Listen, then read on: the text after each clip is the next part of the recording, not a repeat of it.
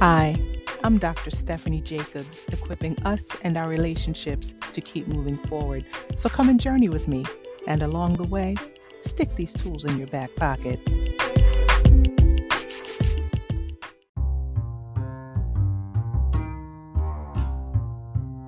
Imagine yourself walking down the street, and imagine that someone walking right beside you slips and falls.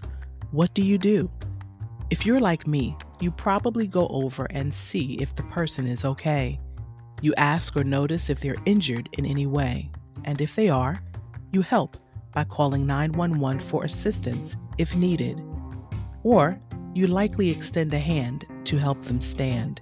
You say words like, "Are you okay? Do you need anything?" Or, "I'm here with you." You probably wait with them, offering patience and comfort until they gather themselves or until help arrives. Now let me ask you this. If the person who falls, either literally or metaphorically, is you, how do you respond to yourself?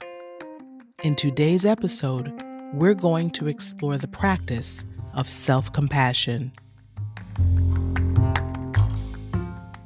Shout out to author, researcher, and professor Dr. Kristin Neff, whose published studies inform us that the practice of self-compassion is strongly associated with psychological well-being to include increased feelings of happiness, optimism, curiosity, and connectedness, as well as decreased experiences of anxiety, depression, rumination, and fear of failure. But most significantly and practically, self-compassion offers us a way to soothe ourselves in times of struggle. And the practice is simply this. During times of personal difficulty, we learn to respond to ourselves in the same kind, empathic ways that we treat others facing hardship. And we do this in 3 basic steps. The first step involves awareness.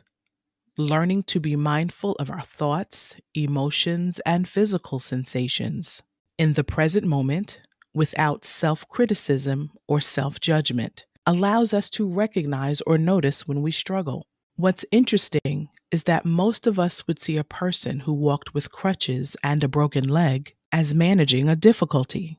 And yet, when we struggle with fear, sadness, or worry, we tend not to see the experience of these emotions as suffering.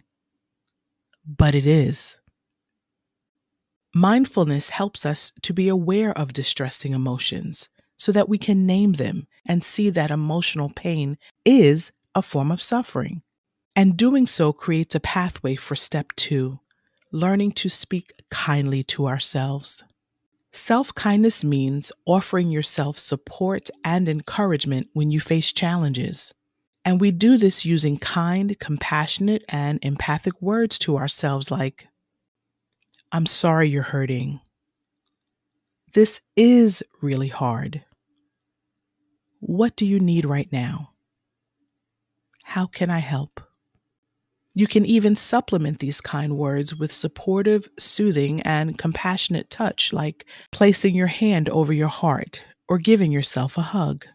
As a bonus, when we speak to ourselves with compassion or when we respond to ourselves with a compassionate touch, like a hug, our brains release oxytocin, a neurotransmitter that helps us feel a sense of belonging and love. Finally, the third step in the practice of self-compassion is to remind yourself that what you are experiencing is common to humanity. It's about recognizing that suffering is a part of the human experience, and because of this, we are not alone when we struggle. Others, past, present, and future, will experience at some point what we are experiencing, because everyone struggles at times.